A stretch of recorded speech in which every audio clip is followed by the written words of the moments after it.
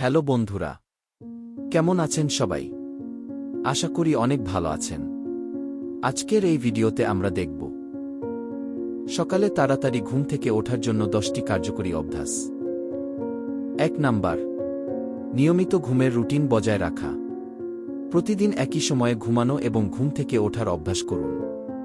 এটি শরীরের বায়োলজিক্যাল ক্লককে সঠিকভাবে কাজ করতে সহায়তা করে।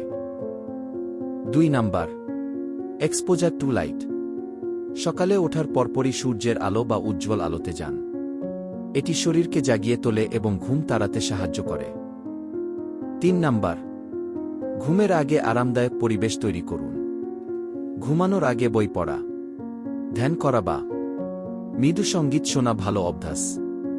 এটি মানসিক প্রশান্তি এনে দেয়। 4 নাম্বার, প্রচুর পানি পান করুন। সকালে ঘুম থেকে ওঠার পর পানি পান করা শরীরকে ডিহাইড্রেশন থেকে মুক্ত করে এবং আপনার শক্তি বাড়ায়। 5 নাম্বার, রাতে ভারী খাবার এড়িয়ে চলুন। ঘুমানোর 2 থেকে 3 ঘন্টা আগে ভারী খাবার খাওয়া বন্ধ করুন, কারণ এটি হজমের সমস্যার কারণে ঘুমে বিঘ্ন ঘটাতে পারে। 6 নাম্বার, অ্যালার্ম দূরে রাখুন।